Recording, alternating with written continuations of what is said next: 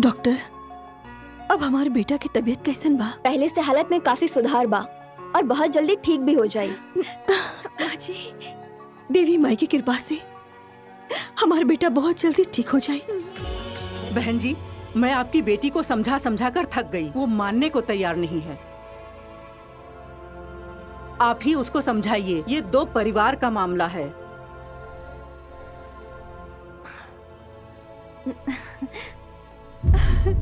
दीदी, अरे अरे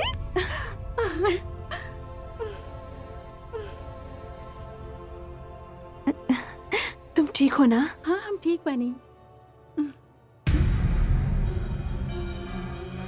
अब का करे आइल बानी रउआ लोगन? ऐसा मत बोलो बेटी, हमने के जौन कुछ भी कहीं नहीं जा, तोरा भलाई खातिर कहीं नहीं जा। बेटा, तू हमने के गलत समझताड़ू। बेटा, आज तक हमने के जौन भी कहनी हा तार और परिवार के भलाई खातिर कहनी हा, और तो अब तक हमने के परिवार के हिस्सा ही बाड़ू। अगर परिवार रहती ना तो हमरा साथ वो सब ना भइल रहित। और परिवार का होला ई रउआ लोग नहीं जानत। बस हाथ जोड़ के एगो विनती बा, आज के बाद इस चौखट पर कदम मत रखब लोग। सना, दीदी,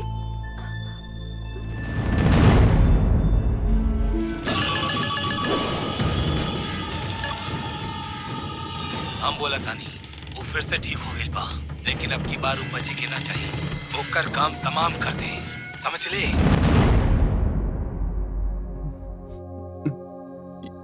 हम कहाँ बनी? नर्स, इनकी फैमिली बाहर बैठी है, उन्हें अंदर बुला लाओ। ओके मैम। आप ठीक हैं? हाँ, हम ठीक बनी, लेकिन ये सब। आप अस्पताल में हैं और कुछ टाइम पहले आपका एक एक्सीडेंट हुआ था। बेटा, अरे माई, हमारा बेटा ठीक हो गई। हमारा अरे बेटा गुड़िया। ठीक हो गई। भैया कैसन बाड़ू? ठीक हो गईला भैया, तू ठीक हो गईला भैया। माई, भैया ठीक हो गईले माई, तू बिल्कुल ठीक हो गईला भैया। अरे देवी माई, माई, बाबूजी कहाँ पड़े? बाबूजी दवाई लेवे खातिर गइल बाड़े, जल्दी आ जाइए। अच्छा। देवी माता तोरा के ठीक कर देली। डॉक्टर, माई, ये सब कैसे भाई? कुछ न भइल, सब ठीक हो जाए। कुछ न भइल तोहरा के। शिवा, भगवान के लाख लाख शुक्र बा कि तू ठीक हो गेला। तू ठीक हो गेला, हम बहुत खुश बानी। अब सब ठीक हो जाए शिवा। हमने के एगो बेटी। शिवा, शिवा, हमके पहचाना ताड़ा ना? तू क्या हो? हम पहचानत नहीं की तारा के।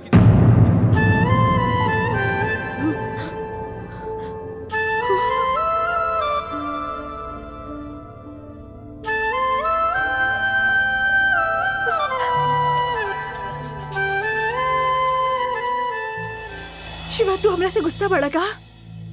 जौन गलती हो गई माफ कर देना शिवा। जौन कुछ भी भइल रहे वो हमरा समझ में ना आइल शिवा। हाँ। शिवा, ए शिवा, सना, याद बना तू हमरा से बहुत प्यार करत रहला। तू क्या हो? हम सच में नहीं जानत तारा के। माजी का बोले तोड़े बेटा, सना, सना। अरे माई, का बोला तर हम नहीं जाना। डॉक्टर, तो बोला, तू समझावा ना। ओके गुड़िया, ये तोहर सहेली है का? ना भैया, ये तो माफ कर दे शिवा, लेकिन ऐसा मत करा। बहुत प्यार करे, नहीं ऐसा मत करा हमरा साथ शिवा। बाजी प्लीज बेटा, इस ना। हाँ, इतना साल से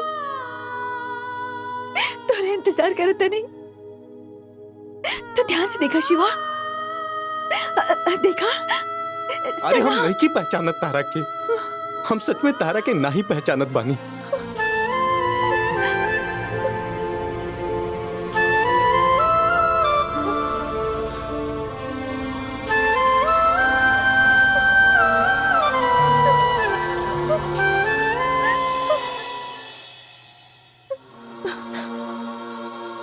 ना बेटा, ये के है माई? इनके हम सच में नहीं की कुछ पहचाना। न सब याद आ जाई बेटा।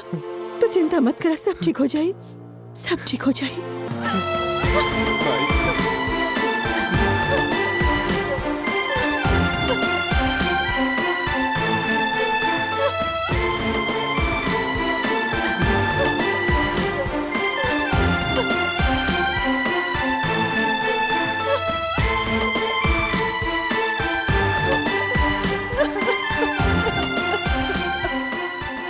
सना,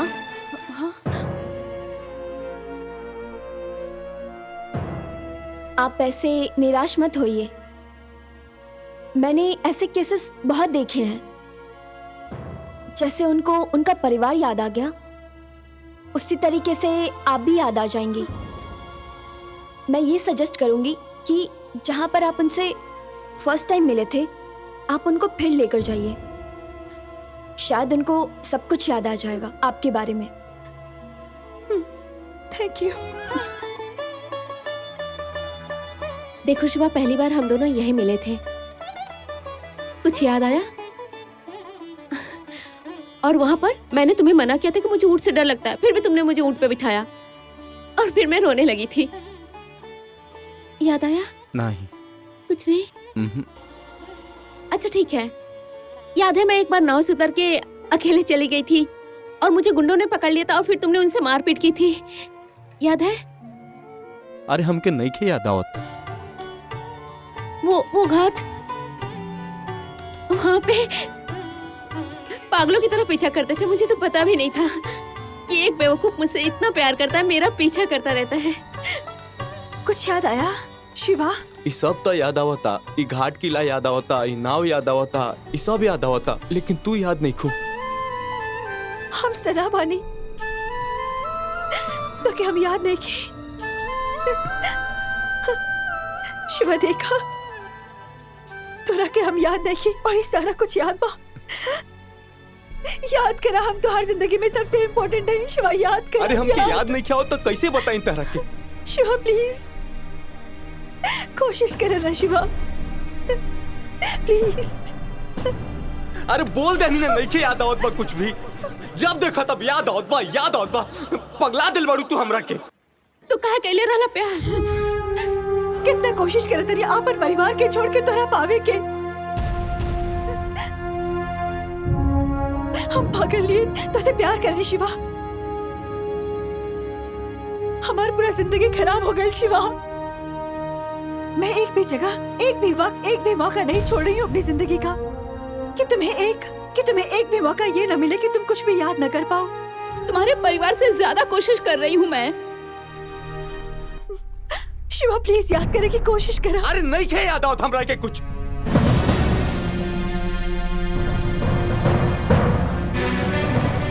तुम प्लीज फिर से याद करने की कोशिश करो ना। नहीं के याद आवत हमके।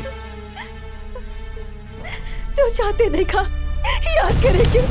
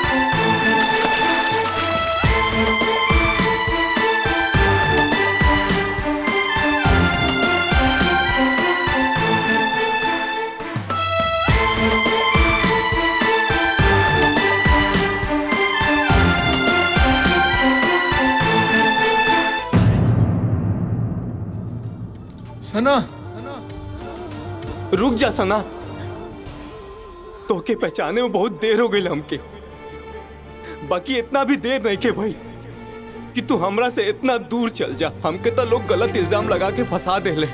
लेकिन तोके कैसे इतना देर हो गई हमरे पास आवे में?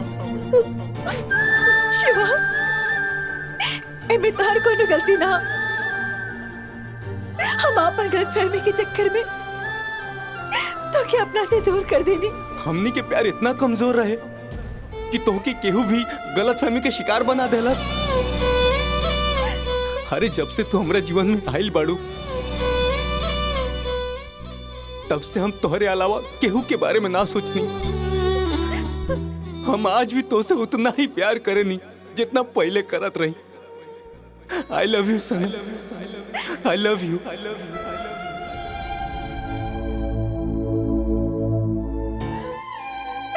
I love you, Shiva. Shiva, Shiva, Shiva, Shiva.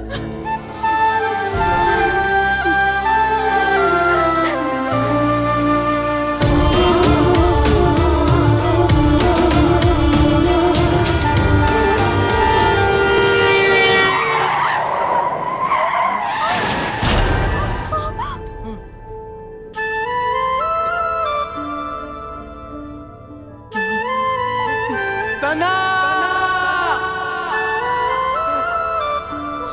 सना, सना, सना, उठा सना, ये का हो गई? ये का भइल सना? तोरा कुछ ना हो, कुछ ना हो तोरा के, कुछ ना होई, कुछ ना हो के दे, कुछ ना होई तोरा के, कुछ ना हो के दे, कुछ ना हो के दे, सना, सना, सना।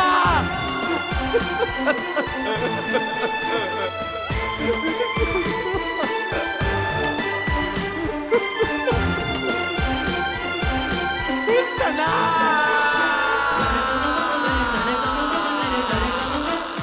सना।